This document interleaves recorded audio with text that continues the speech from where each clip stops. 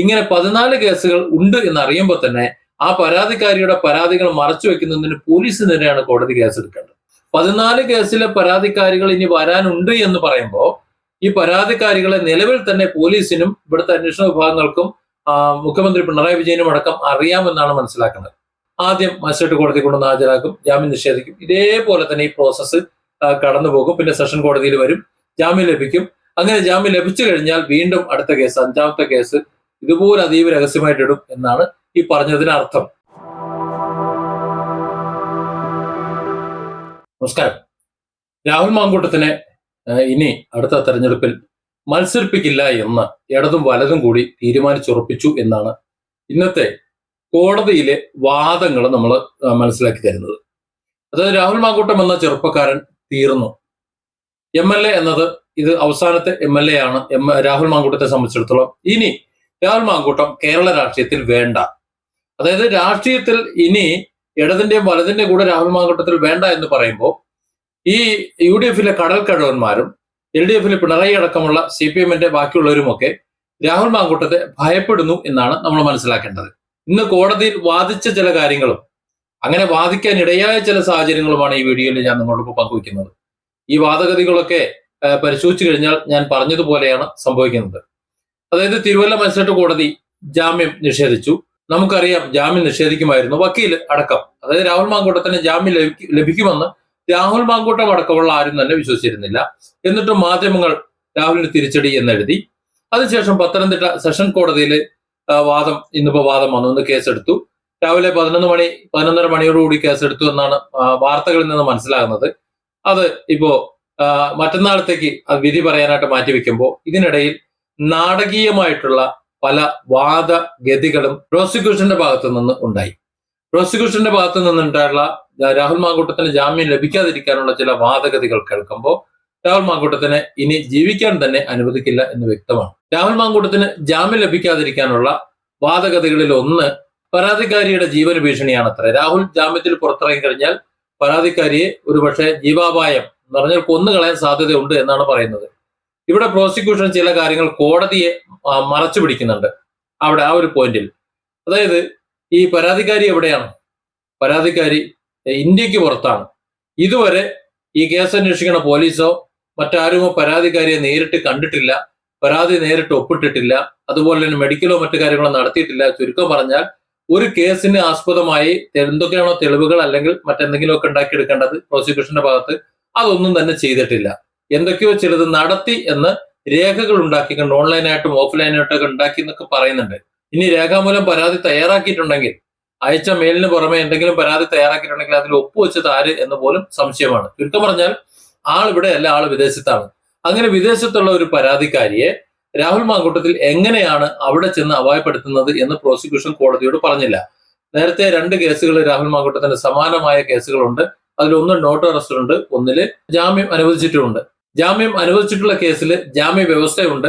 എല്ലാ 2 ആഴ്ചയിലും കൂടുന്ന തിങ്കളാഴ്ച പോലീസ് സ്റ്റേഷനിൽ പോയി നേരിട്ട് ഒപ്പുവെക്കണം. അത് കൂടാതെ അന്വേഷണ ഉദ്യോഗസ്ഥന്മാരുടെ മുമ്പിൽ അവർ ചോദ്യം ചെയ്യാനോ മറ്റു കാര്യങ്ങൾ വിളിച്ചു കഴിഞ്ഞാൽ ഹാജരാകണം എന്നുമാണ്.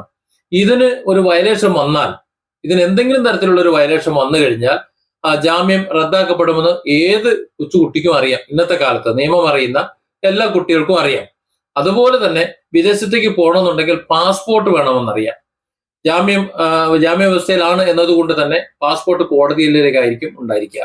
അപ്പോ കാനഡയ്ക്ക് പോകണോ, അമേരിക്കയ്ക്ക് പോകണോ, ഇനി അല്ലെങ്കിൽ വേറെ എങ്ങോട്ടെങ്കിലും പോകണോ, ബാങ്കിക്ക് പോകണോ, പട്ടായ പോകണോ എന്നൊക്കെ തീരുമാനിക്കണമെന്നുണ്ടെങ്കിൽ ഈ പാസ്പോർട്ട് വേണ്ടേ? എങ്ങോട്ടാണ് പോണത്, എന്തിനാണ് പോണത്, ആരെ കാണാനാണെന്നുണ്ട് A to Z കാര്യങ്ങളോട് എഴുതി ഒപ്പിട്ട് കൊടുത്താൽ മാത്രമേ പാസ്പോർട്ട് അവിടെ നിന്ന് അത് കോടതിക്ക് അനിഞ്ഞാൽ കിട്ടുള്ളൂ. ആ ഒരു അവസ്ഥയിൽ വിദേശത്ത് ഉള്ള പരാതിക്കാരിയെ എങ്ങനെ രാഹുൽ മാങ്കൂട്ടത്തിൽ കൊല്ലുമെന്നാണ് പ്രോസിക്യൂഷൻ വാദിച്ചത് എന്ന് ആർക്കെങ്കിലും മനസ്സിലായോ എന്ന് എനിക്കറിയില്ല. രണ്ടാമത്തെ പ്രോസിക്യൂഷന്റെ ഒരു വാദം എന്ന് പറയുന്നത് ആദ്യത്തെ അവരുടെ വാദത്തെ പൊളിക്കുന്നതാണ്. രണ്ടാമത്തെ വാദത്തിൽ അവർ പറയുന്നു രാഹുൽ മാങ്കൂട്ടത്തിന് ജാമ്യം കൊടുത്തു കഴിഞ്ഞാൽ കേരളം വിടാൻ സാധ്യതയുണ്ട് എന്ന്. കേരളം വിടാൻ സാധ്യത ഉണ്ട് എന്ന് പറയുമ്പോൾ ഇന്ത്യ വിടാൻ സാധ്യത ഉണ്ട് എന്ന് അവർ പറഞ്ഞില്ല. അതിനർത്ഥം ഇന്ത്യ വിടാൻ പറ്റില്ല എന്ന് പ്രോസിക്യൂഷന് തന്നെ അറിയാം. കോടതിയുടെ പക്കലിരിക്കുന്ന പാസ്പോർട്ട് എടുത്തുകൊണ്ട് ഈ ജാമ്യ വ്യവസ്ഥ പാലിച്ച് ജീവിക്കുന്ന ഒരാൾക്ക് ഒരു കാരണവശാലും ഇവിടെ നിന്ന് രാജ്യം വിട്ടു പോകാൻ കഴിയില്ല എന്ന് അറിയാവുന്ന പ്രോസിക്യൂഷൻ പറയുന്നത് കേരളം വിട്ടു പോകുമെന്നാണ്. കേരളം വിട്ടുപോയാൽ എന്തോ കുഴപ്പം? ജാമ്യ വ്യവസ്ഥ പാലിച്ചുകൊണ്ട് അവർ പറയുന്ന സമയത്ത് അന്വേഷണ ഉദ്യോഗസ്ഥന്മാർക്കൊപ്പം വരികയും അതുപോലെ എപ്പോഴാണോ ഒപ്പിടാൻ പറയുന്നത് ആ സമയത്ത് ഒപ്പിടുകയും ചെയ്താൽ പോരെ? കാപ്പ പ്രതി വല്ലോണോ? അല്ലല്ലോ. ഇനി അങ്ങനെ ആക്കി വെച്ചിട്ടുണ്ടോ, അങ്ങനെ ഏതെങ്കിലും വകുപ്പിൽ പെടുത്തിയിട്ടുണ്ടോ എന്ന് എനിക്കറിയില്ല. ഏതായാലും ആദ്യത്തെ വാദവും രണ്ടാമത്തെ വാദവും കൂടെ എന്റെ ഒരു കാഴ്ചപ്പാടിൽ പൊരുത്തപ്പെട്ടു പോണില്ല. രാഹുലിന്റെ ഭാഗം ബാധിച്ചായിട്ട് പറയുന്നത് ഇതൊരു ആസൂത്രിതമായ കേസാണ്, പ്ലാൻ ചെയ്തിട്ടുള്ള ഒരു കേസാണ്, പിന്നെ രാഷ്ട്രീയമായിട്ട് തന്നെ നശിപ്പിക്കാൻ വേണ്ടിയിട്ട് ഉണ്ടാക്കിയുള്ള ഒരു കേസാണ്. ഇത് തന്നെയാണ്. ബാക്കിയുള്ള കാര്യങ്ങൾ, ആരോപിക്കുന്ന കാര്യങ്ങൾ ഉഭയകക്ഷി സമ്മർദ്ദ പ്രകാരമുള്ളതാണ്, അത് ഇന്ത്യയിൽ കുറ്റകരമല്ല. രാഹുൽ മാങ്കൂട്ടത്തിൽ തന്നെ പലപ്പോഴും പറഞ്ഞിട്ടുണ്ട്, ഇനി എത്ര എണ്ണത്തിന്റെ കൂടെ ആയാലും അതിവിടെ കുറ്റകരമല്ല, ആർക്കും ചെയ്യാവുന്നതാണ്. അതുകൊണ്ട് അതിന് സദാചാരമൊന്നോ മറ്റു പറയേണ്ട ഒരു ആവശ്യമൊന്നുമില്ല. പിന്നെ ഒരു പൊതുപ്രവർത്തനം ഇത് വേണോ വേണ്ട എന്നുള്ളത് പിന്നീടുള്ള വിഷയമാണ്. ഇവിടെ അതല്ലല്ലോ വിഷയം. ഇവിടെ രാഹുൽ മാങ്കൂട്ടം എന്ന് പറയുന്ന ആ യുവാവിനെ ഇല്ലാതാക്കുക എന്നതാണ് അജണ്ട. അതായത് പ്രതിപക്ഷത്തിന് കടക്കടന്മാരായ ഒരാൾക്ക് അവർക്കൊരു തടസ്സമായി നിൽക്കുന്ന ഒരാള്, അതുപോലെ തന്നെ ഭരണപക്ഷത്തെ സംബന്ധിച്ചിടത്തോളം അവരുടെ ഭരണകോട്ടങ്ങളും മറ്റുമെല്ലാം പച്ചയ്ക്ക് വിളിച്ചു പറയുന്ന എഡോ വിജയ എന്ന് വിളിക്കുന്ന ഏറ്റവും അധികം പ്രതിരോധിക്കേണ്ട പ്രതിപക്ഷ നിരയിലെ അല്ലെങ്കിൽ CPM-ന് പുറത്തെ ഒരു യുവാവ്, ആ യുവാവിനെ ഇല്ലാതാക്കേണ്ട അവരുടെ ആവശ്യമാണ്. അപ്പൊ സ്വാഭാവികമായിട്ടും അത് തന്നെയാണ് ഈ കേസുകളുടെ അജണ്ട എന്ന് പ്രോസിക്യൂഷൻ വാദിച്ചു. അതിൽ സത്യം. അതിൽ കൂടുതൽ എന്താ അവർക്ക് വാദിക്കാനുള്ളത്? ആ കാര്യങ്ങളെല്ലാം വളരെ വ്യക്തമായിട്ട് ആ കാര്യങ്ങളെല്ലാം രാഹുൽ മാങ്കൂട്ടത്തിൽ വാദിച്ചു. അതിൽ കൂടുതൽ എന്താ അദ്ദേഹത്തിന് പറയാനുള്ളത്? അതിൽ കൂടുതൽ ഒന്നും പറയാനില്ല. അതിൽ വെച്ച് തന്നെയാണല്ലോ ബാക്കിയുള്ള കാര്യങ്ങളെല്ലാം കൊണ്ടുവരുന്നത്. രാഷ്ട്രീയ ലാഭത്തിന് വേണ്ടിയിട്ട് ഒരു കേസ് തോന്നിയതുപോലെ നടത്തുമ്പോൾ അതിനെതിരെ രാഷ്ട്രീയ ലാഭമാണ് എന്നല്ലാതെ പിന്നെ എന്താ പറയാനാ? പീഡനവും മറ്റു കാര്യങ്ങളൊക്കെ കൊണ്ടുവരുന്നത്. കാര്യം പീഡന കേസാണെങ്കിലല്ലേ അയാളെ മാറ്റിക്കാൻ പറ്റുള്ളൂ. വേറെ എന്തെങ്കിലും കേസ് എന്നെ അടിച്ചു പിച്ചി നുള്ളി ചീത്ത വിളിച്ചു കണ്ണിറുക്കി കാട്ടി എന്നൊക്കെ പറഞ്ഞു കഴിഞ്ഞാൽ അതൊരു സുഖം പോരല്ലോ. പിന്നെ പീഡനമാണ്. പണ്ട് സന്ദേശ സിനിമയിൽ ശങ്കരാടി അന്നേ പറഞ്ഞു വെച്ചിട്ടുണ്ട്, കൊള്ളാവുന്ന ചെറുപ്പക്കാർ എവിടെയെങ്കിലും ഉണ്ടെങ്കിൽ അവരെ ഒതുക്കാൻ ഏറ്റവും നല്ല കേസ് പെണ്ണ് കേസാണ് എന്ന് പറയുന്നുണ്ട്. ജാമ്യ ഹർജിയെ എതിർത്തുകൊണ്ട് പ്രോസിക്യൂഷൻ പറഞ്ഞ മറ്റൊരു കാര്യമാണ് രാഹുൽ മാങ്കൂട്ടത്തിൽ വളരെ സ്വാധീനമുള്ള വ്യക്തിയാണെന്ന്. ആ പറഞ്ഞത് 100% ശരിയാണെന്ന് എനിക്ക് പറയാം, നിങ്ങൾക്കും അറിയാം. അദ്ദേഹം സ്വാധീനമുള്ള വ്യക്തിയാണ്. പക്ഷെ ആ സ്വാധീനം ജനങ്ങളിലാണ് എന്നേ ഉള്ളൂ. ജനങ്ങളിലല്ല സ്വാധീനം എന്നുണ്ടെങ്കിൽ, പോലീസിൽ സ്വാധീനമുള്ള വ്യക്തിയായിരുന്നുണ്ടെങ്കിൽ നട്ടപ്പാതിരിക്ക് അയാളെ അറസ്റ്റ് ചെയ്യാൻ പറ്റും? അയാൾ അറിയില്ലേ അയാൾക്കെതിരെ FIR വന്നിട്ടുണ്ടെന്നും രാത്രിക്ക് രാത്രി അറസ്റ്റ് നടക്കുന്നും ഇങ്ങനെ പൂട്ടാൻ വരുന്നുണ്ടെന്നും അദ്ദേഹം അറിയില്ലേ? അദ്ദേഹം അറിഞ്ഞിട്ടില്ലല്ലോ. അപ്പോ ആ രീതിയിൽ ഒരു പൊളിറ്റിക്കൽ സ്വാധീനം അദ്ദേഹത്തിന് ഉണ്ട് എന്ന് ഇപ്പൊ ആരും വിശ്വസിക്കുന്നില്ല. അതായത് ഇടതുപക്ഷം അദ്ദേഹത്തിന് സപ്പോർട്ട് കൊടുക്കുന്നില്ല, വലതുപക്ഷവും സപ്പോർട്ട് കൊടുക്കുന്നില്ല. വലതുപക്ഷത്തെ കുറെ കിഴവന്മാർ അയാളെ എതിർക്കുകയും ചെയ്യുന്നുണ്ട്. പിന്നെ ഇതിനിടയിൽ നിഷ്പക്ഷവാദികളായിട്ടുള്ള താഴെ തട്ടിലുള്ള കുറെ നേതാക്കന്മാരായിട്ടുള്ളവരും അല്ലാത്ത കുറെ പ്രവർത്തകരും, അത് രാഹുൽ മാങ്കൂട്ടം എന്ന് പറയുന്ന ആ വ്യക്തി എന്തു തന്നെ ആയിരുന്നാലും നമ്മുടെ നാടിന് ഒരു പൊതുപ്രവർത്തന നിലയിൽ ആവശ്യമാണ്. തെറ്റ് പറ്റാറ് സ്വാഭാവികമാണ്. ആ തെറ്റ് തിരുത്തി ഒരു നല്ല മനുഷ്യനായാൽ മതി. അത് രാഹുലിൽ നിന്ന് ഞങ്ങൾ പ്രതീക്ഷിക്കുന്നുണ്ട്. രാഹുൽ അങ്ങനെ ചെയ്യുമെന്ന് തന്നെ ഞങ്ങൾ കരുതുന്നുമുണ്ട്. അതുകൊണ്ട് രാഹുലിനാണ് ഞങ്ങളെ പിന്തുണ എന്ന് പറയുന്ന ഒരു വിഭാഗമുണ്ട്. അത് ഈ പ്രവർത്തകർ മാത്രമല്ല, ഇവിടുത്തെ സ്ത്രീകളടക്കമുള്ള വലിയ ജനവിഭാഗങ്ങളുടെ ഒരു ബഹുഭൂരിപക്ഷം ആൾക്കാരും രാഹുൽ മാങ്കൂട്ടത്തിനെ അത്തരത്തിൽ പിന്തുണയ്ക്കുന്നുണ്ട്. അപ്പൊ സ്വാഭാവികമായിട്ടും അദ്ദേഹം ജനപിന്തുണ ഉണ്ട്. അതായത് സ്വാധീനമുള്ള ആളാണ്, ജനങ്ങളുടെ ഇടയിലാണ് സ്വാധീനം. ഇന്ന് കേരളത്തിലെ മുഴുവൻ രാഷ്ട്രീയ നേതാക്കളുടെ കാര്യം എടുക്കുകയാണെന്നുണ്ടെങ്കിൽ ഏറ്റവും സ്വാധീനമുള്ള ഒരു യുവാവ്, ഒരു രാഷ്ട്രീയ പ്രവർത്തകൻ ആരാന്ന് വെച്ചാൽ രാഹുൽ മാങ്കൂട്ടത്തിലാണ്. സഖാവ് പിണറായി വിജയൻ പോലും അതിന്റെ താഴെ വരുള്ളൂ.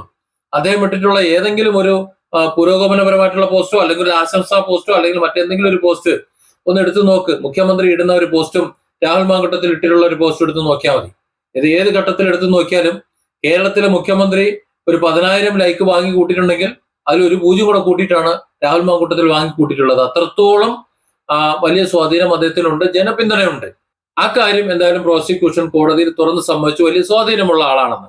പിന്നീട് പറയുന്നത് പരാതിക്കാരിയെ ഭീഷണിപ്പെടുത്താൻ സാധ്യതയുണ്ട് എന്ന്. പരാതിക്കാരി ഭീഷണിപ്പെടുത്താണെന്നുണ്ടെങ്കിൽ ജാമ്യം റദ്ദായി പോകില്ലേ? പരാതിക്കാരിയുമായിട്ട് ഭീഷണിപ്പെടുത്താനോ അല്ലെങ്കിൽ ബന്ധപ്പെടാനോ മറ്റു കാര്യങ്ങൾക്ക് ഒന്നിനും പാടില്ല എന്നാണല്ലോ ജാമ്യ കണ്ടീഷൻ വരിക. അങ്ങനെയുള്ള വരിക. പരാതിക്കാരിക്ക് ഒരു ബുദ്ധിമുട്ടുണ്ടാക്കാൻ പാടില്ല, പരാതിക്കാരിയെ കുറിച്ച് പരാമർശിക്കാൻ പോലും പാടില്ല. അങ്ങനെ ഒരു ഘട്ടത്തിൽ ഒരു ജാമ്യം അനുവദിച്ചു വിടുമ്പോഴത്തേക്ക് പ്രോസിക്യൂഷന്റെ ഈ വാദം എന്ന് പറയുന്നത് അത്ര സുഖമുള്ളൊരു വാദമല്ല. അതൊക്കെ വെറുതെ മുട്ടാപ്പൊക്കെ പറയുന്നേ ഉള്ളൂ. പിന്നീട് പറയുന്നത് സോഷ്യൽ മീഡിയയിൽ കൂടി അധിക്ഷേപിക്കാൻ സാധ്യതയുണ്ട് എന്ന്. സോഷ്യൽ മീഡിയയിൽ കൂടി അധിക്ഷേപിച്ചാലും എന്ത് ചെയ്താലും രാഹുൽ മാങ്കൂട്ടത്തിൽ നേർക്ക് നേർ കൈകാര്യം ചെയ്തു കഴിഞ്ഞാൽ അദ്ദേഹത്തിന്റെ ജാമ്യം ഇല്ലാതാകും.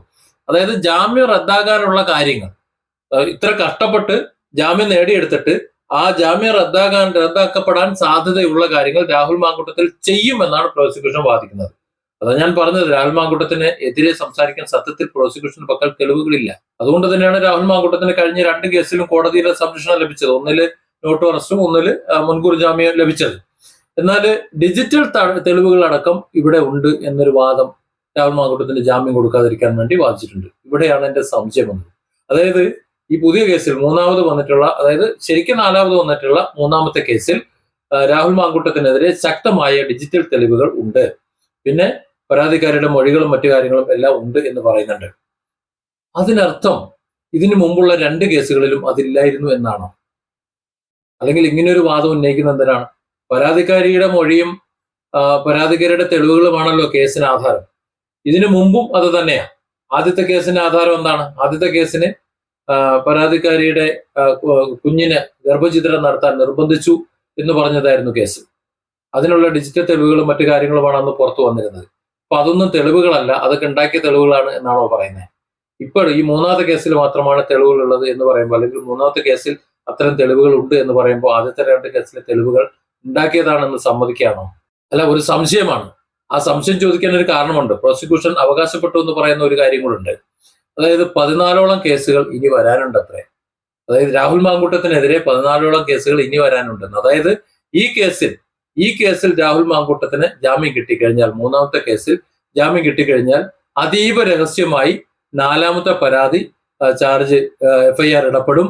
അതിനുശേഷം മറ്റെവിടെ നിന്നെങ്കിലും ഇതുപോലെ അറസ്റ്റ് ചെയ്തിട്ടുണ്ടാവും. ആദ്യം മജിസ്ട്രേറ്റ് കോടതി കൊണ്ടുവന്ന് ഹാജരാക്കും, ജാമ്യം നിഷേധിക്കും. ഇതേപോലെ തന്നെ ഈ പ്രോസസ്സ് കടന്നു പോകും. പിന്നെ സെഷൻ കോടതിയിൽ വരും, ജാമ്യം ലഭിക്കും. അങ്ങനെ ജാമ്യം ലഭിച്ചു കഴിഞ്ഞാൽ വീണ്ടും അടുത്ത കേസ്, 5ാമത്തെ കേസ് ഇതുപോലെ അതീവ രഹസ്യമായിട്ട് ഇടും എന്നാണ് ഈ പറഞ്ഞതിന് അർത്ഥം. അതായത് 14 കേസുകളുടെ പരാതി വരാനുണ്ട് എന്ന്. അതിൽ മറ്റൊരു അർത്ഥം കൂടി ഉണ്ട്. 14 കേസിലെ പരാതിക്കാരികൾ ഇനി വരാനുണ്ട് എന്ന് പറയുമ്പോൾ ഈ പരാതിക്കാരികളെ നിലവിൽ തന്നെ പോലീസിനും ഇവിടുത്തെ അന്വേഷണ വിഭാഗങ്ങൾക്കും മുഖ്യമന്ത്രി പിണറായി വിജയനും അടക്കം അറിയാമെന്നാണ് മനസ്സിലാക്കുന്നത്. രാഹുൽ മാങ്കൂട്ടത്തിന്റെ കേസ് ഇനി ജാമ്യം കൊടുത്താൽ മാത്രം ഓരോന്നോരോന്ന് ഇറക്കിയാൽ മതി എന്ന് പറയുമ്പോൾ ഈ വന്ന കേസുകൾ മുഴുവൻ രാഷ്ട്രീയ പ്രേരിതമാണ് എന്ന് രാഹുൽ മാങ്കൂട്ടത്തിൽ വാദിക്കുന്ന വാദം ശരിയാകുക അല്ലേ? അതല്ല, ഇരകൾക്ക് നീതി വാങ്ങിക്കൊടുക്കാനാണെങ്കിൽ ഈ 14 കേസും അവർക്ക് അറിയാമെന്നുണ്ടെങ്കിൽ ഇപ്പൊ തന്നെ രജിസ്റ്റർ ചെയ്ത് രാഹുൽ മാങ്കൂട്ടത്തിന് അട്ടപടല പൂട്ടി അവനെ ജയിലിക്കിടല്ലേ വേണ്ടത്? ഇല്ലേ? ഇനി ഒരിക്കലും പുറത്തിറങ്ങാൻ പറ്റാത്ത വിധം പൂട്ടിയിടാനുള്ള ഏറ്റവും വലിയൊരു അവസരമല്ലേ ഇത്? അതിൽ ചെയ്യേണ്ടത്. അപ്പൊ അത് ചെയ്യുന്നില്ല. ജാമ്യം ലഭിക്കുന്നുണ്ടെങ്കിൽ മാത്രം അടുത്ത കേസ്. ഇങ്ങനെ 14 കേസുകൾ ഉണ്ട് എന്ന് അറിയുമ്പോൾ തന്നെ ആ പരാതിക്കാരിയുടെ പരാതികൾ മറച്ചു വെക്കുന്നതിന് പോലീസിനെതിരെയാണ് കോടതി കേസ് എടുക്കണമെന്നാണ് പറയാനുള്ളത്. പക്ഷെ പരാതിക്കാരി പരാതി കൊടുക്കാതെ കോടതി നിസ്സഹായമാണല്ലോ, അതുകൊണ്ടായിരിക്കും. ഏതായാലും ആ ഒരൊറ്റ വാദത്തിൽ നിന്ന് നമുക്ക് മനസ്സിലാക്കാം, രാഹുൽ മാങ്കൂട്ടത്തിന്റെ ഈ മൂന്നാമത്തെ പരാതി കൊണ്ട് നിൽക്കുന്നില്ല. ഇനി 14 പരാതി കൂടി വരാനുണ്ട്. അതായത് 14 സ്ത്രീകളുടെ വ്യത്യസ്ത പരാതികൾ കൂടി വരാനുണ്ട്. അത് ഓരോ പരാതിയും കോടതിയിലെത്തി ജാമ്യം നിഷേധിക്കപ്പെടുമ്പോൾ അർദ്ധരാത്രിയിൽ അറസ്റ്റ് ചെയ്ത് ഇങ്ങനെ നാടകം കളിച്ചുകൊണ്ടിരിക്കും. ചുരുക്കം പറഞ്ഞാൽ ഈ അസംബ്ലി തെരഞ്ഞെടുപ്പ് കഴിഞ്ഞാലും രാഹുൽ മാങ്കൂട്ടത്തിനെ വെറുതെ വിടുമെന്ന് പ്രതീക്ഷിക്കേണ്ടതില്ല എന്നാണ് പറഞ്ഞതിന്റെ ചുരുക്കം. Different angles. Don't forget to subscribe and support this channel.